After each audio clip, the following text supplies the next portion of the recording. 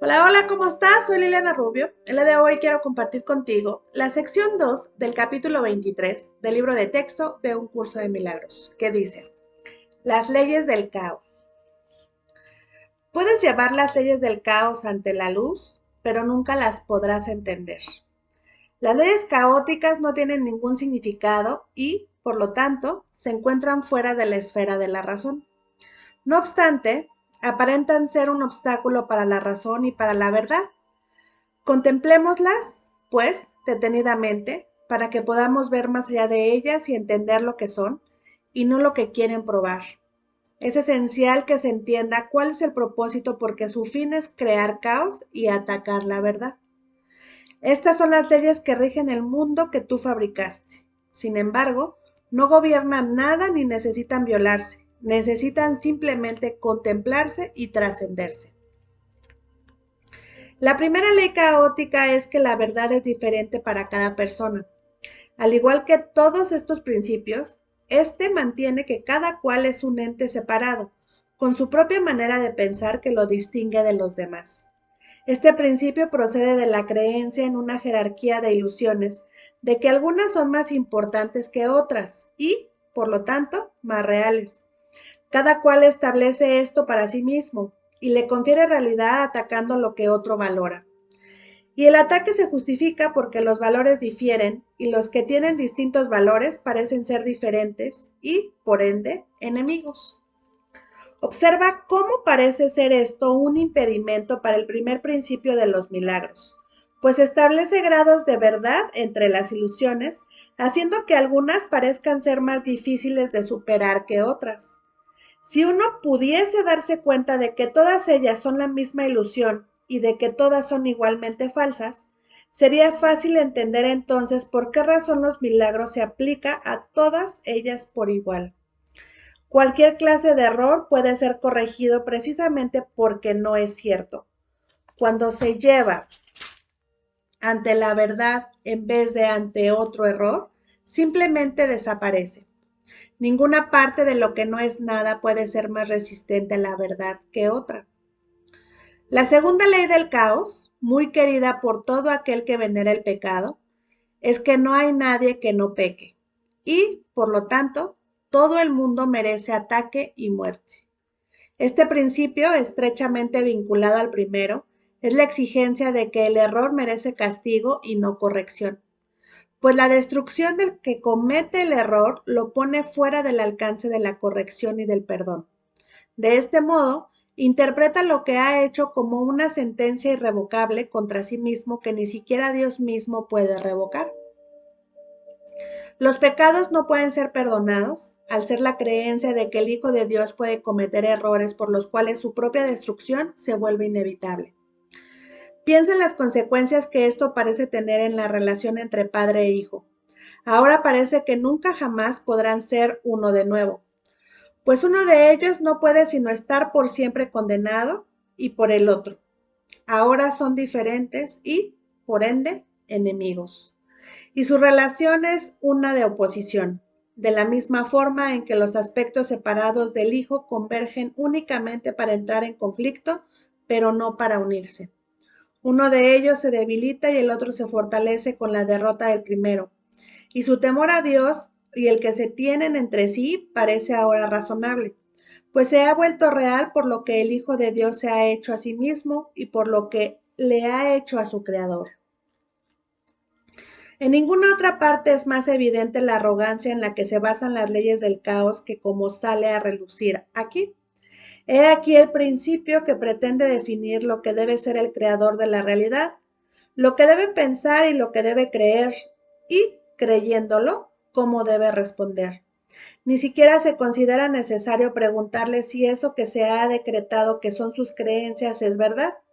Su hijo le puede decir lo que ésta es, y la única alternativa que le queda es aceptar la palabra de su hijo o estar equivocado. Esto conduce directamente a la tercera creencia descabellada que hace que el caos parezca ser eterno. Pues si Dios no puede estar equivocado, tiene entonces que aceptar la creencia que su hijo tiene de sí mismo y odiarlo por ello. Observa cómo se refuerza el temor a Dios por medio de este tercer principio. Ahora se hace imposible recurrir a Él en momentos de tribulación, pues Él se ha convertido en el enemigo que la causó y no sirve de nada recurrir a Él. La salvación tampoco puede encontrarse en el Hijo, ya que cada uno de sus aspectos parece estar en pugna con el Padre y siente que su ataque está justificado. Ahora el conflicto se ha vuelto inevitable e inaccesible a la ayuda de Dios, pues ahora la salvación jamás será posible, ya que el Salvador se ha convertido en el enemigo. No hay manera de liberarse o escapar. La expiación se convierte en un mito, y lo que la voluntad de Dios dispone es la venganza, no el perdón. Desde allí donde todo esto se origina, no se ve nada que pueda ser realmente una ayuda. Solo la destrucción puede ser el resultado final, y Dios mismo parece estar poniéndose de parte de ello para derrotar a su Hijo. No pienses que el ego te va a ayudar a escapar de lo que Él desea para ti. Esa es la función de este curso, que no le concede ningún valor a lo que el ego estima. El ego atribuye valor únicamente a aquello de lo que se apropia. Esto conduce a la cuarta ley del caos, que, si las demás son aceptadas, no puede sino ser verdad. Esta supuesta ley es la creencia de que posees aquello de lo que te apropias. De acuerdo con esa ley, la pérdida de otro es tu ganancia y, por consiguiente, no reconoce el hecho de que nunca puedes quitarle nada a nadie, excepto a ti mismo. Mas las otras tres leyes no pueden sino conducir a esto, pues los que son enemigos no se conceden nada de buen grado el uno al otro, ni procuran compartir las cosas que valoran. Y lo que tus enemigos ocultan de ti debe ser algo que vale la pena poseer, ya que lo mantienen oculto de ti. Todos los mecanismos de la locura se hacen patentes aquí. El enemigo, que se fortalece al mantener oculto el valioso legado que debería ser tuyo, la postura que adoptas y el ataque que infliges, los cuales están justificados por razón de lo que se te ha negado, y la pérdida inevitable que el enemigo debe sufrir para que tú te puedas salvar. Así es como los culpables declaran su inocencia. Si el comportamiento inescrupuloso del enemigo no lo forzara a este vil ataque, solo responderían con bondad. Pero en un mundo despiadado los bondadosos no pueden sobrevivir, de modo que tienen que apropiarse de todo cuanto puedan o dejar que otros se apropien de lo que es suyo. Y ahora queda una vaga pregunta por contestar que aún no ha sido explicada. ¿Qué es esa cosa tan preciada, esa perla de inestimable valor, ese tesoro oculto que con justa indignación debe arrebatársele a este, el más pérfido y astuto de los enemigos? Debe de ser lo que siempre has anhelado, pero nunca hallaste, y ahora entiendes la razón de que nunca lo encontrarás. Este enemigo te lo había arrebatado y lo ocultó donde jamás se te había ocurrido buscar. Lo oculto en su cuerpo, haciendo que éste sirviese de refugio para su culpabilidad, de escondrijo de lo que es tuyo. Ahora su cuerpo se tiene que destruir y sacrificar para que tú puedas tener lo que te pertenece. La traición que él ha cometido exige su muerte para que tú puedas vivir, y así solo atacas en defensa propia.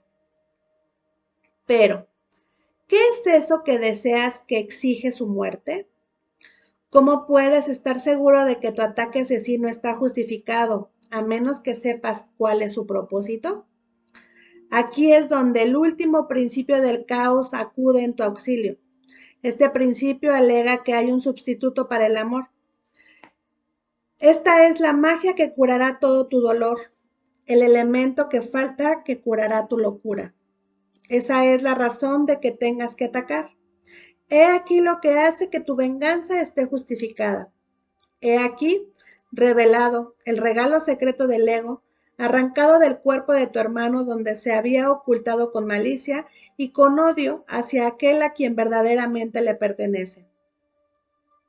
Él te quiere privar de ese ingrediente secreto que le daría significado a tu vida. El sustituto del amor, nacido de vuestra mutua enemistad, tiene que ser la salvación. y no tiene sustitutos, pues solo hay uno. Y así, el propósito de todas tus relaciones es apropiarte de él y convertirte en su dueño. Mas nunca podrás poseerlo todo, y tu hermano jamás cesará de atacarte por lo que le robaste. Y la venganza de Dios contra vosotros dos tampoco cesará, pues en su locura él tiene también que poseer ese sustituto del amor y destruiros a ambos. Tú que crees ser cuerdo y caminar por tierra firme en un mundo en el que se puede encontrar significado, considera lo siguiente. Estas son las leyes en las que parece basarse tu cordura. Estos son los principios que hacen que el suelo que pisas parezca firme, y es ahí donde tratas de encontrar significado. Esas son las leyes que promulgaste para tu salvación. Apoyan firmemente al sustituto del cielo que prefieres. Ese es su propósito, pues para eso es para lo que fueron promulgadas. No tiene objeto preguntar qué significado tienen. Eso es obvio. Los medios de la locura no pueden sino ser dementes.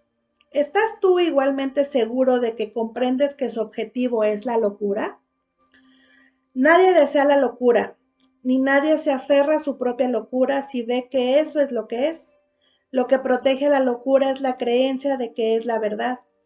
La función de la demencia es usurpar el lugar de la verdad. Para poder creer en la demencia hay que considerarla la verdad. Y si es la verdad, entonces su opuesto, que antes era la verdad, tiene que ser ahora la locura. Tal inversión, en la que todo está completamente al revés, en la que la demencia es cordura, las ilusiones verdad, el ataque bondad, el odio amor y el asesinato bendición. Es el objetivo que persiguen las leyes del caos. Esos son los medios que hacen que las leyes de Dios parezcan estar invertidas. Ahí las leyes del pecado parecen mantener cautivo al amor y haber puesto al pecado en libertad. Esos no parecen ser los objetivos del caos, pues gracias a la gran inversión parecen ser las leyes del orden. ¿Cómo podría ser de otra manera? El caos es la ausencia total de orden, y no tienen leyes. Para que se pueda creer en él, sus aparentes leyes tienen que percibirse como reales. Su objetivo de demencia tiene que verse como cordura, y el miedo, con labios mortecinos y ojos que no ven. Obcecado y de aspecto horrible, es elevado al trono del amor, su moribundo conquistador, su sustituto, el que te salva de la salvación. Cuán bella hacen aparecer a la muerte para las leyes del miedo. Dale gracias al héroe que se sentó en el trono del amor y que salvó al Hijo de Dios para condenarlo al miedo y a la muerte. Sin embargo, ¿cómo es posible que se pueda creer en semejantes leyes? Hay un extraño mecanismo que hace que ello sea posible. Es algo que nos resulta familiar, pues hemos visto en innumerables ocasiones cómo parece funcionar. En realidad no funciona en absoluto, mas en sueños, donde los protagonistas principales son solo sombras, parece ser muy poderoso. Ninguna de las leyes del caos podría coaccionar a nadie a que creyese en ella, si no fuese por el énfasis que se pone en la forma y por el absoluto desprecio que se hace del contenido. Nadie que crea que una sola de estas leyes es verdad se da cuenta de lo que dicha ley estipula. Algunas de las formas que dichas leyes adoptan parecen tener sentido, pero eso es todo. ¿Cómo es posible que algunas formas de asesinato no signifiquen muerte?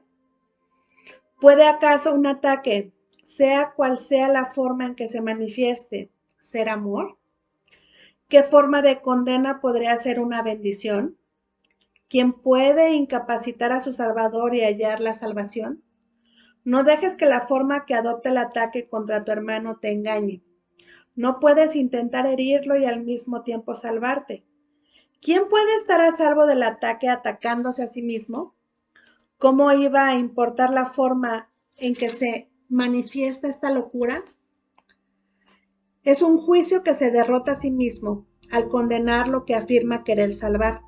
No te dejes engañar cuando la locura adopte una forma que a ti te parece hermosa. Lo que está empeñado en destruirte no es tu amigo. Sostienes y piensas que es verdad, que no crees en estas leyes insensatas ni que tus acciones están basadas en ellas. Pues cuando examinas de cerca lo que postulan, ves que no se puede creer en ellas. Hermano, ¿crees en ellas? Pues de no ser así, ¿cómo podrías percibir la forma que adoptan con semejante contenido? ¿Podría acaso ser sostenible cualquiera de las formas que adoptan? Sin embargo, crees en ellas debido a la forma que adoptan y no adviertes el contenido. Este nunca cambia. ¿Puedes acaso darle vida a un esqueleto pintando sus labios de color rosado, vistiéndolo de punta en blanco, acariciándolo y mimándolo? ¿Y puede acaso satisfacerte la ilusión de que estás vivo? Fuera del cielo no hay vida. La vida se encuentra allí donde Dios la creó. En cualquier otro estado que no sea el cielo, la vida no es más que una ilusión. En el mejor de los casos parece vida. En el peor, muerte. Ambos son, no obstante, juicios acerca de lo que no es la vida, idénticos en su inexactitud y falta de significado. Fuera del cielo la vida es imposible, y lo que no se encuentra en el cielo no se encuentra en ninguna parte. Fuera del cielo lo único que hay es un conflicto de ilusiones, de todo punto insensato, imposible y más allá de la razón, aunque se percibe como un eterno impedimento para llegar al cielo. Las ilusiones no son sino formas, su contenido nunca es verdad. Las leyes del caos gobiernan todas las ilusiones. Las formas que éstas adoptan entran en conflicto, haciendo que parezca posible concederle más valor a unas que a otras. Sin embargo, cada una de ellas se basa, al igual que todas las demás, en la creencia de que las leyes del caos son las leyes del orden. Cada una de ellas apoya dichas leyes completamente y ofrece un testimonio inequívoco de que son verdad. Las formas de ataque que en apariencia son más benévolas no son menos inequívocas en su testimonio o en sus resultados. Es indudable que el miedo que engendran las ilusiones se debe a las creencias que las originan y no a su forma. Y la falta de fe en el amor, sea cual sea la forma en que se manifieste, da testimonio de que el caos es la realidad. La fe en el caos es la consecuencia inevitable de la creencia en el pecado. El que sea una consecuencia es lo que hace que parezca ser una conclusión lógica, un paso válido en el pensamiento ordenado. Los pasos que conducen al caos proceden de manera ordenada desde su punto de partida. Cada uno de ellos se manifiesta en forma diferente en el proceso de invertir la verdad y conduce aún más profundamente al terror y más allá de la verdad. No pienses que un paso es más corto que otro, ni que el retorno desde uno de ellos es más fácil que desde otro. En cada uno de ellos reside el descenso desde el cielo en su totalidad, y allí donde su pensamiento empieza, allí mismo tiene que terminar. Hermano, no des ni un solo paso en el descenso hacia el infierno, pues una vez que hayas dado el primero, no podrás reconocer el resto como lo que son, y cada uno de ellos seguirá al primero. Cualquier forma de ataque te planta en la tortuosa escalera que te aleja del cielo. Sin embargo, en cualquier instante todo esto se puede deshacer. ¿Cómo puedes saber si has elegido las escaleras que llevan al cielo o el camino que conduce al infierno? Muy fácilmente. ¿Cómo te sientes? ¿Estás en paz? ¿Tienes certeza con respecto a tu camino? ¿Estás seguro de que el cielo se puede alcanzar? Si la respuesta es no, es que caminas solo. Pídele entonces a tu amigo que se una a ti y te dé certeza con respecto al camino a seguir. Pues bien, estas leyes del caos, que ya las hemos ido trabajando, identificando, desmenuzando desde que hemos visto los primeros capítulos del texto. Sin embargo, aquí nos deja unas preguntas específicas, sobre todo aquí al final. ¿Cómo vas a identificar si realmente has elegido el cielo o el infierno? El cielo, que pertenece justamente a la mente del espíritu, el infierno, que pertenece a la mente del ego. ¿Cómo voy a saberlo? Porque me voy a sentir en paz, porque me voy a sentir seguro, porque me voy a sentir feliz, porque no voy a tener ninguna situación de conflicto, no me voy a sentir atacado. Pero si yo realmente no tengo certeza, no tengo esta fe, este gozo, esta abundancia en mi vida, quiere decir que estoy eligiendo las leyes del caos, que estoy eligiendo la mente del ego. Aquí tan solo nos recuerda, realmente tú como hijo de Dios puedes poseerlo todo, pero ¿realmente te lo permites? ¿Te das ese permiso de recibir el mundo que te corresponde, esta conexión con lo divino, este cielo perfecto que está hecho para ti? ¿O te sigues manteniendo en el caos, en el conflicto, en este infierno lleno de ataque, lleno de dolor, lleno de sufrimiento? Ahí es donde radica nuestra elección. Vamos a analizar justamente en nuestra sección las leyes del caos, ¿no? Y como empieza justamente es, puedes llevar estas leyes del caos ante la luz, pero no las podrás entender. ¿Por qué? Porque no pertenecen al mundo de Dios, no pertenecen a lo que verdaderamente es la verdad como tal, como la energía divina, como el amor. Es lo que nosotros hemos creído que es verdad, es lo que nosotros hemos fabricado, pero que realmente no es verdad, ¿no? Estas leyes caóticas nos dicen no tienen ningún significado, se encuentran justamente fuera de la esfera de la razón, aparentan ser un obstáculo para la razón y para la verdad. Y nos dice, contemplémoslas detenidamente para que podamos ver más allá de ellas y poder comprender qué es lo que son, no lo que quieren probar. Esto es esencial que se entienda cuál es su propósito, porque su fin es crear caos y atacar a la verdad. Justamente estas leyes que rigen el mundo que tú fabricaste no gobiernan nada ni necesitan violarse, necesitan simplemente contemplarse y trascenderse, porque a partir de ahí yo le pido ayuda al Espíritu Santo y me va a permitir salirme de este conflicto, de este ataque, ¿no? La primera ley caótica es que la verdad es diferente para cada persona. Ya hemos hablado anteriormente que la verdad es una y es inmutable, pero aquí el ego nos hace creer que cada quien tiene su propia verdad, ¿no? Y nos dice, al igual que estos principios, este mantiene que cada cual es un ente separado, con su propia manera de pensar que lo distingue de los demás. Ya desde ahí, cada quien tiene su verdad, nos estamos separando.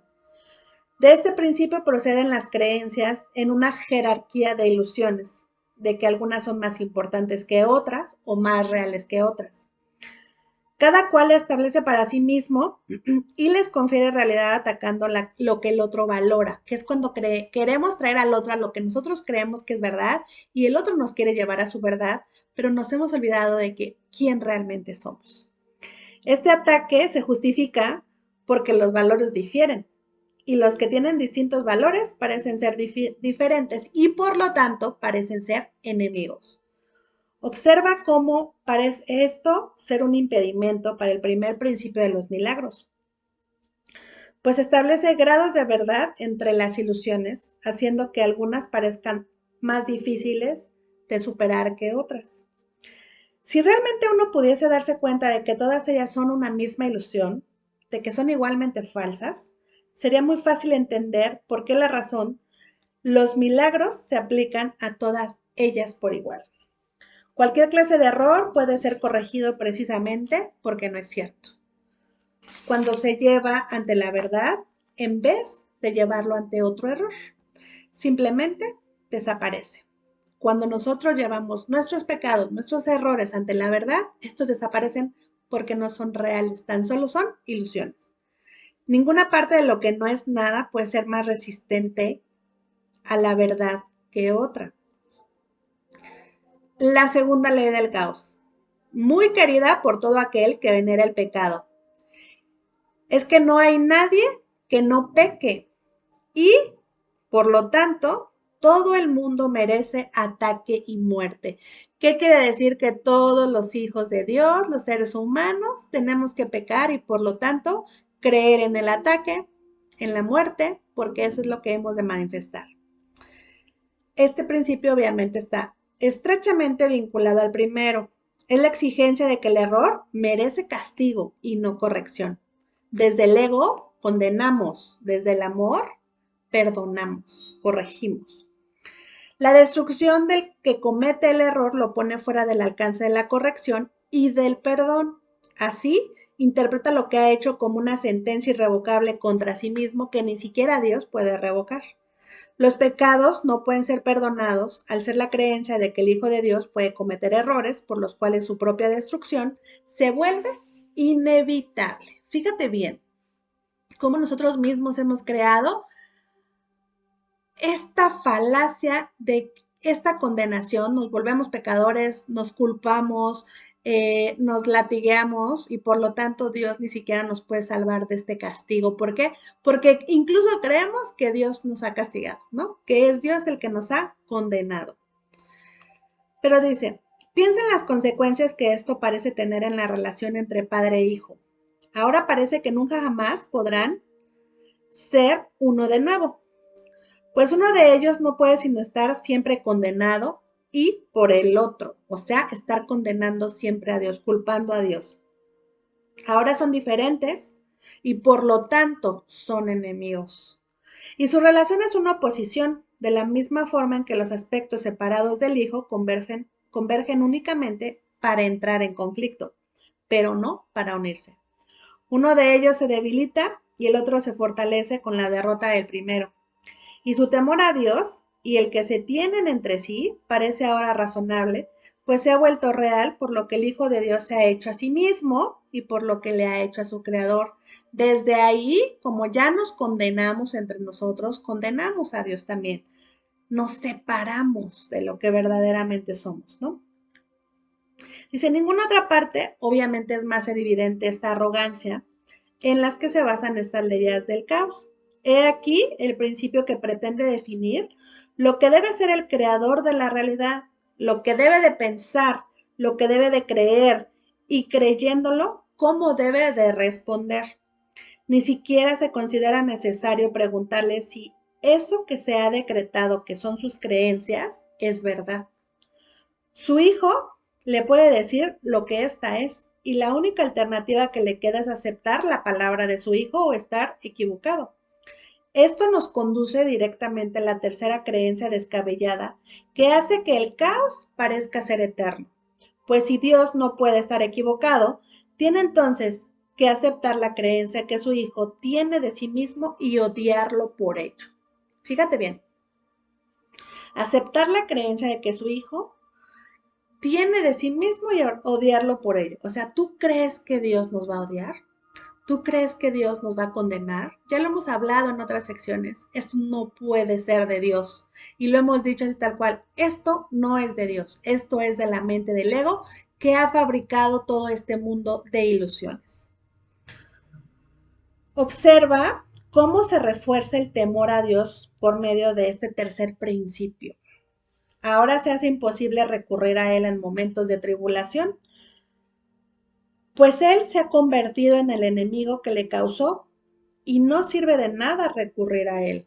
Ahí es donde, como Dios me castigó, ¿para qué recurro a Él? ¿No? Ya no tiene sentido. Ya aquí me quedo mejor, temiéndole, ¿sí? Haciéndome a un lado, separándome, incluso dejando mi relación con Dios, haciéndolo a un lado. ¿Por qué? Porque me ha condenado y me ha castigado enormemente, ¿no?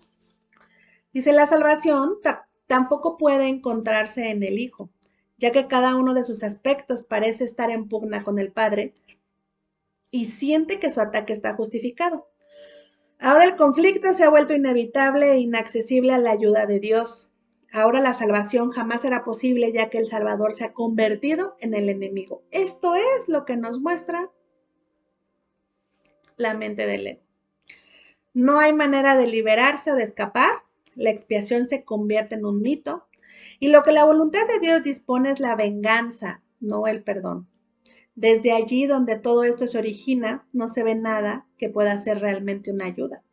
Solo la destrucción puede ser el resultado final y Dios mismo parece estar poniéndose de parte de ello para derrotar a su hijo. O sea, ¿tú crees que Dios va a querer derrotarte? ¿Tú crees que Dios va a querer condenarte, va a querer maltratarte, va a querer que pagues? Esto viene de la mente del ego. No pienses que el ego te va a ayudar a escapar de lo que él desea para ti. Esa es la función de este curso. Y no le concede ningún valor al ego, a lo que el ego estima. Por eso es que trabajamos con este libro, con las lecciones, para trascender todo lo que realmente el ego valora. El ego le atribuye valor únicamente a aquello de lo que se apropia. Y esto nos conduce a la cuarta ley del caos.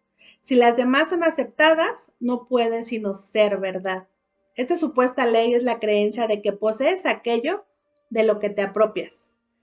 De acuerdo con esta ley, la pérdida de otro es tu ganancia y por consiguiente no reconoce el hecho de que nunca puedes quitarle nada a nadie, excepto a ti mismo. Las otras tres leyes no pueden sino conducir a esto. Los que son enemigos no se conceden nada de buen grado el uno al otro, ni procuran compartir las cosas que valoran. Y lo que tus enemigos ocultan de ti debe ser algo que vale la pena poseer, ya que lo mantienen oculto de ti. ¿Qué quiere decir esto?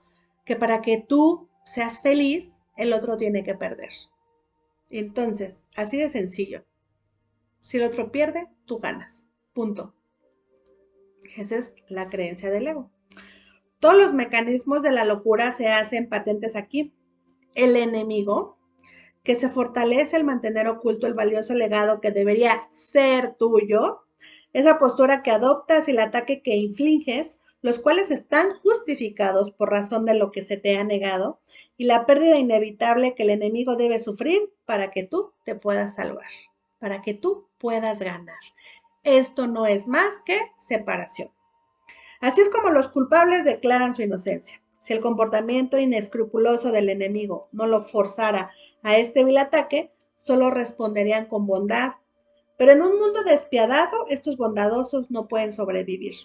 De modo que tienen que apropiarse de todo cuanto puedan o dejar que otros se apropien de lo suyo. Ahora queda una vaga pregunta por contestar que aún no ha sido explicada.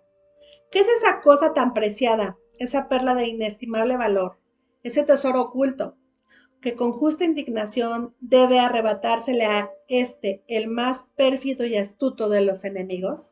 ¿Qué es ese tesoro? Debe ser lo que siempre has anhelado, pero que nunca has hallado. Y ahora entiendes la razón del por qué nunca lo encontrarás. Este enemigo te lo habría arrebatado y lo ocultó donde jamás se te habría ocurrido buscar. Lo ocultó en su cuerpo, haciendo que éste sirviese de refugio para su culpabilidad, ese escondrijo de lo que es tuyo. Ahora su cuerpo se tiene que destruir, sacrificar, para que tú puedas tener lo que supuestamente te pertenece. La traición que él ha cometido exige su muerte para que tú puedas vivir, y así solamente atacas en defensa propia, por lo tanto está justificado. ¿Ya te diste cuenta? Justificado el ataque. ¿Ves? Eso es justamente, y se me vino a la mente el tema de la crucifixión, ¿no? Deshacer el cuerpo de Cristo, de Jesús, porque había que castigarlo, ¿no? Y entonces, así nosotros, los que castigábamos, nos podríamos sentir en paz. Pero no hay una creencia más errónea que esta. Pero, dice, ¿qué es eso que deseas que exige su muerte? ¿Cómo puedes estar seguro de que tu ataque asesino está justificado, a menos que sepas cuál es su propósito? Aquí es donde el último principio del caos acude en tu auxilio. Este principio alega que hay un sustituto para el amor. Esta es la magia que curará todo dolor, el elemento que falta que curaría tu locura. Esa es la razón por la que tengas que atacar. Y he aquí lo que hace que tu venganza esté justificada. He aquí revelado el regalo secreto del ego, arrancado del cuerpo de tu hermano donde se había ocultado con malicia y con odio hacia aquel a quien verdaderamente le pertenece. Él te quiere privar de ese ingrediente secreto que le daría significado a tu vida. El sustituto del amor, nacido de su mutua enemistad, tiene que ser la salvación. Y no tiene sustitutos, pues solo hay uno. El propósito de todas tus relaciones es apropiarte de él y convertirte en su dueño. Este sustituto del amor, recuerda, solamente hay un amor, no hay un sustituto y nosotros no somos dueños de absolutamente nadie. Dice, más nunca podrás poseerlo del todo. Tu hermano jamás cesará de atacarte por lo que le robaste. ¿Por qué? Tú crees haberle robado al amor, ¿no? La venganza de Dios contra vosotros dos cesará, no cesará tampoco. Pues en su locura, él tiene también que poseer ese sustituto de amor y destruirlos a ambos. Tú crees ser cuerdo y caminar por tierra firme en este mundo en el que se puede encontrar significado. Considera lo siguiente. Estas son las leyes en las que parece basarse tu cordura. Estos son los principios que hacen que el suelo que pisas parezca firme. Y es ahí donde tratas de encontrar significado. Estas son las leyes que promulgaste para tu salvación desde la mente del ego. Apoyan firmemente al sustituto del cielo que prefieres. Ese es su propósito. Pues para eso es para lo que fueron promulgadas. No tiene objeto preguntar qué significado tienen. Eso es obvio. Los medios de la locura no pueden sino ser dementes, no pueden tener ningún significado. ¿Estás tú igualmente seguro de que comprendes que su objetivo es la locura? Te pregunta. Nadie desea la locura, ni nadie se aferra a su propia locura si ve que eso es lo que es. Lo que protege a la locura es la creencia de que es la verdad. La función de la demencia es usurpar el lugar de la verdad. Para poder creer en la demencia hay que considerar la verdad. Y si es la verdad, entonces es su opuesto, que antes era la verdad, tiene que ser ahora la locura. Tal inversión, en la que todo está completamente al revés, en la que la demencia es cordura, las ilusiones verdad, el ataque bondad, el odio amor y el asesinato bendición, es el objetivo que persiguen las leyes del caos. Estos son los medios que hacen que las leyes de Dios parezcan estar invertidas. Ahí las leyes del pecado parecen mantener cautivo al amor y haber puesto al pecado en libertad, que es justamente las ilusiones, el ataque, el odio, el asesinato. Todo esto es el caos. ¿Qué sí es Dios? El amor, la bondad, la verdad, la bendición. Eso sí es Dios. Dice, estos son los medios que hacen que las leyes de Dios parezcan estar invertidas. Ahí las leyes del pecado parecen mantener cautivo al amor y haber puesto al pecado en libertad. ¿Será real esto? ¿Sí? Pareciera, pero no. Dios es uno y no puede estar cautiva su luz, su amor, lo que Él promulga, porque nos lo ha dado a manos llenas, en completa y total libertad. Eso no parecen ser los objetivos del caos. Gracias a la gran inversión parecen ser las leyes del orden, porque recuerda que también eso está totalmente justificado y bien cimentado. No tienen leyes, nos dice. Para que se pueda creer en él, sus aparentes leyes tienen que percibirse como reales. Su objetivo de demencia tiene que verse como cordura y el miedo, con labios mortecinos y ojos que no ven, obcecado y de aspecto horrible, es elevado al trono del amor, su moribundo conquistador, su sustituto, el que te salva de la salvación, el miedo. Cuán bella hacen aparecer a la muerte las leyes del miedo. Dale gracias al héroe que se sentó en el trono del amor y que salvó al Hijo de Dios para condenarlo al miedo y a la muerte. Sin embargo, fíjate bien, ¿cómo es posible que se pueda creer en semejantes leyes? Hay un extraño mecanismo que hace que ello sea posible. Es algo que nos resulta muy familiar. Hemos visto en innumerables ocasiones cómo parece funcionar. En realidad, no funciona en absoluto, más que en sueños, donde los protagonistas principales son solo sombras. Parecen ser muy poderosos. Ninguna de las leyes del caos podría coaccionar a nadie a que creyese en ella si no fuese por el énfasis que se pone en la forma y por el absoluto desprecio que se hace del contenido. Nadie que crea una sola de estas leyes es verdad se dará cuenta de lo que dicha ley estipula. Algunas de las formas que dichas leyes adoptan parecen tener sentido, pero eso es todo.